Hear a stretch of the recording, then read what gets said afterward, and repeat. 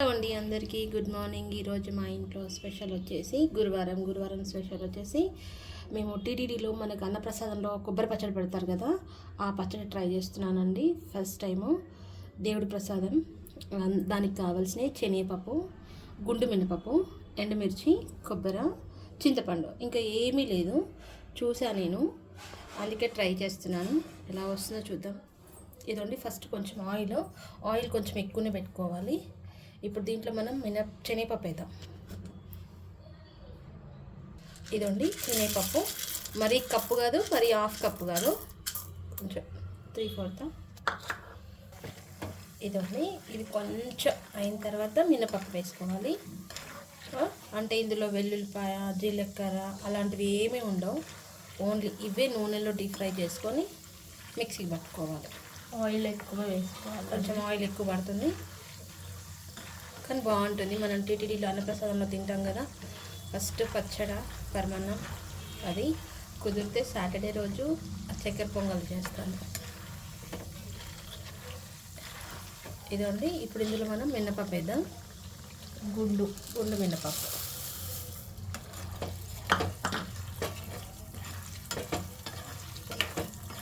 So ఈ process మొత్తం ఆయిల్తోనే ఉంటుందండి.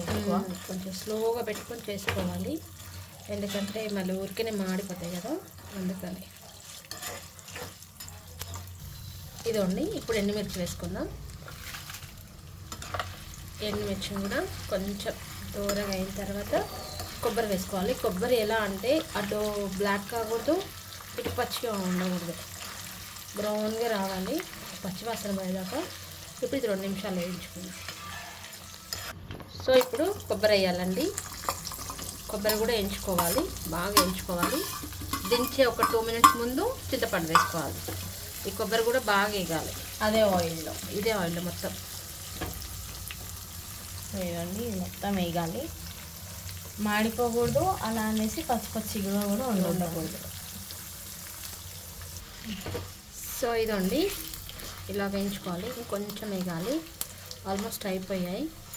ఇంకొంచెం వేగితే మనకు పచ్చివాసన మొత్తం వద్ది. ఇప్పుడు ఇందులో మనం చింతపండు వేసుకుందాం.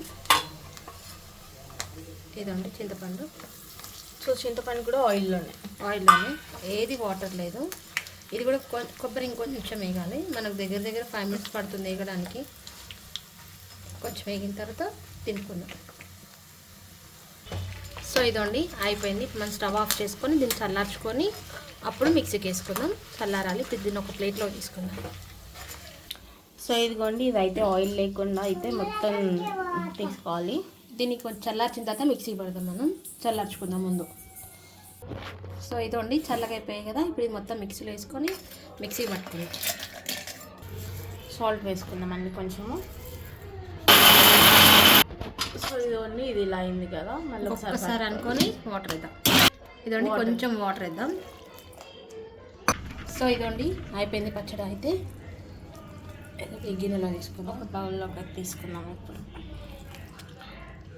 సో ఇదండి మన టీటీడీ అన్నదానం, రేణుమాంబ అన్నదానం మనకు పెడతారు కదా పచ్చడి, అదండి. ఫస్ట్ టైం చేశాను. యాస్టీస్గా వస్తుందని మాత్రం చెప్పను. నా వంతు నేను ప్రయత్నం చేశాను అంతే. Thank you.